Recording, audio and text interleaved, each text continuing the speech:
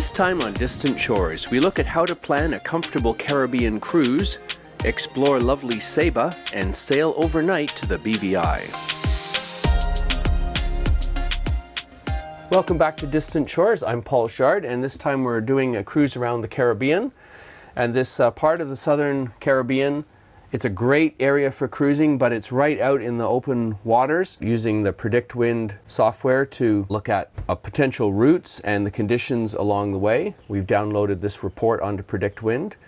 A lot of people ask us, how do you plan when you're making a cruise, where you're going to go, what it's going to be like, so you can make hopefully a plan where everyone's happy at the end of the day and you've had some fun sailing, haven't scared anybody too badly with big winds and big waves. And we wanted to talk about that a little bit. You can see with the wind the way it is right now, though, we've got something like 19 knots. So with the wind 19 knots, and it's very close hauled, PredictWind is telling us that we're going to be as close hauled as we can go into 19 knots. So the seas are going to be a bit more than 2 meters, probably tall. And if you're crashing into that upwind, that's going to be a very exciting day. I would call it perky. Any of you who've sailed with us, perky usually means snotty and you're not very happy. So perhaps we can just do one close-hauled leg. Statia would be harder.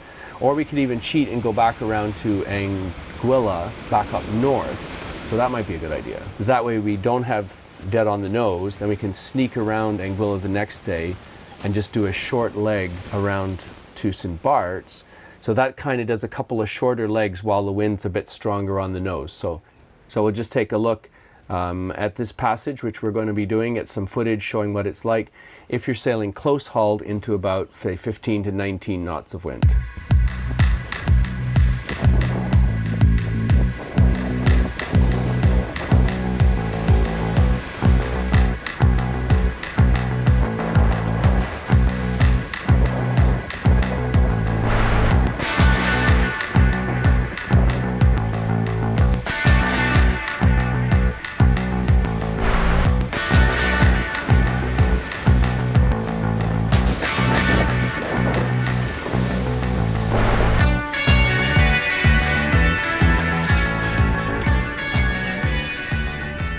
Okay, welcome back. I thought I would take a little bit more time here and look over PredictWind, which I've been using for our weather information and routing. This has helped us to make a lot of nice decisions to keep everybody happier, just by really figuring out what the heck's going on.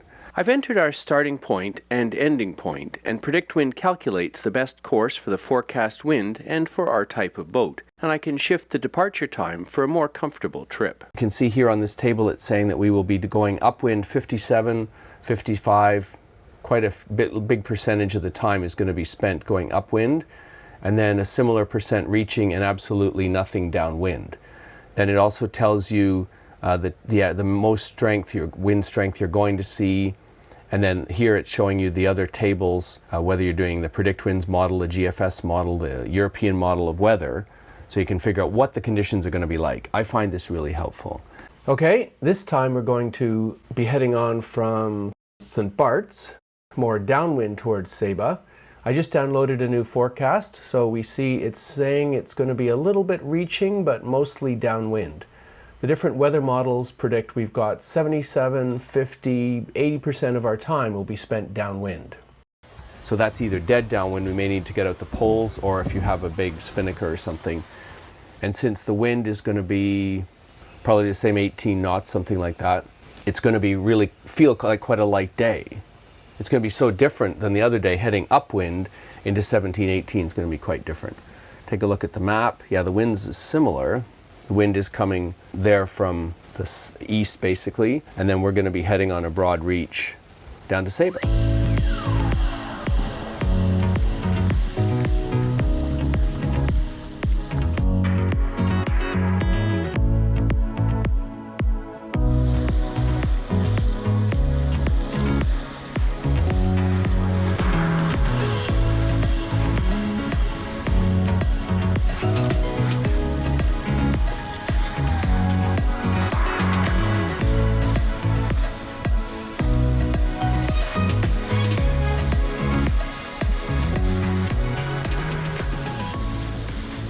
Since the wind is so predictably from the east in the Caribbean, sailors can make some relatively reliable passage plans. If you're chartering out of St. Martin, you could sail the surrounding islands for 1 or 2 weeks and not have to beat too hard to windward. But we're leaving Saba bound for the British Virgin Islands, so it'll be an 85-mile broad reach across to Virgin Gorda.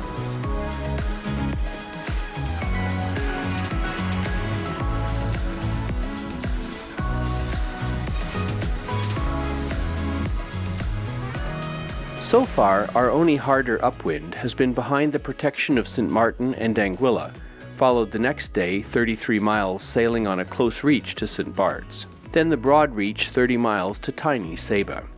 If you were chartering for a week here, you could head back to finish at St. Martin. If you had a few more days, you could try adding Nevis, St. Kitts and Statia, or even Guadeloupe, Montserrat and Antigua to the mix, although that might have some tougher upwind sailing.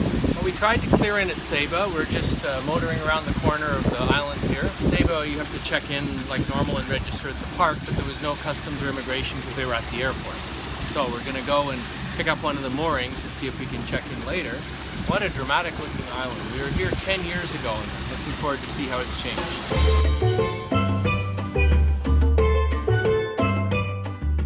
The island of Saba is a Dutch island, the smallest special municipality in the Netherlands. It is essentially a steep-sided volcano. The summit at 887 meters is the highest point in the Netherlands and is surrounded by pristine waters. So Saba attracts both scuba divers and hikers. There is just one small area flat enough for an airstrip, and landing here is not for the faint of heart. Don't worry, you can always take a ferry from the nearby island of St. Martin. The population is just over 2,000, and residents dwell in one of 4 small villages, all well kept in the traditional Saban style. Saba is also home to a respected school of medicine, and providing accommodation, transportation, and other services for the students and staff is a source of income for islanders. Saba is an inspiring home for many artists, and at the Sacred Heart Catholic Church, a local artist painted this delightful mural featuring real children from the island, along with the island's flora and fauna.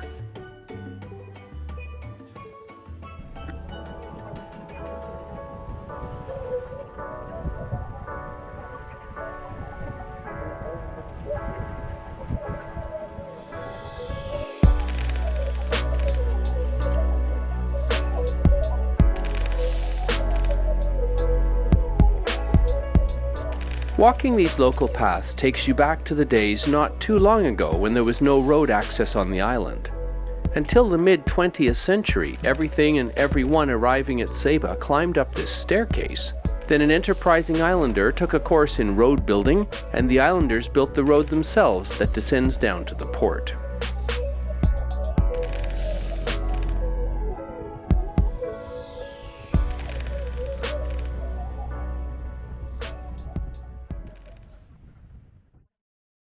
The best news was we could come to Saba. The bad news is, because it was so light that made it easy to anchor off of Saba, we unfortunately don't have enough wind for a strong sail down to the BVI. In fact, it was supposed to be 7 or 8 knots. Turns out it's more like 4. And with any kind of downwind in that, you just make nothing at all. So we unfortunately are going to have to motor. But sometimes you just take these things, and with the crew on board who's new to ocean and night sailing, it's pretty nice to have a really flat night. Then maybe you can show them what it's like to see ships at sea. Everyone is going to feel happy that they've been out there. You're going to see some stars probably, and enjoy the night. And maybe the next time you'll get some more wind for a nice downwind sail. Normally this would have it, but just tonight we're not going to get it. So let's see what the night looks like. From Saba to our planned port in the British Virgin Islands, it's roughly 85 miles. And with prevailing winds, this should be a nice sail. But the light winds that let us have such a comfortable anchorage at Saba have dropped off completely. So unless the breeze picks up, we'll be motoring across to the Virgins. We like to plan a daylight hour arrival unless we know the port well. And in this case, leaving at sunset means we'll arrive at 8 in the morning, just in time to check in at customs. Sailing at night, we see several of the huge Caribbean cruise ships. The cabin and deck lights of the guest rooms are so bright that they tend to obscure the navigation lights. Here you can see the green light, starboard hand, which indicates we are seeing the right side of the ship.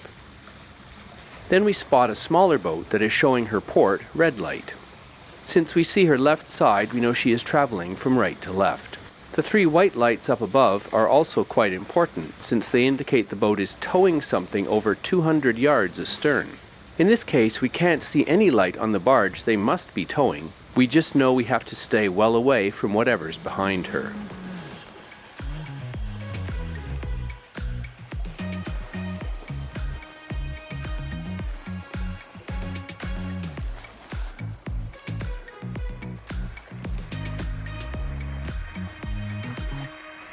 By daylight, the wind picks up and we enjoy a nice arrival in the British Virgin Islands, one of the world's top cruising destinations. Are you planning a Caribbean cruise? What are your dream destinations? Let us know in the comments below. And don't forget to hit subscribe so you don't miss any upcoming videos. We also invite you to check out the Distant Shores Cruising Club. Membership benefits include sailing opportunities, live chats, and meetups, as well as additional resources for anyone dreaming of sailing away.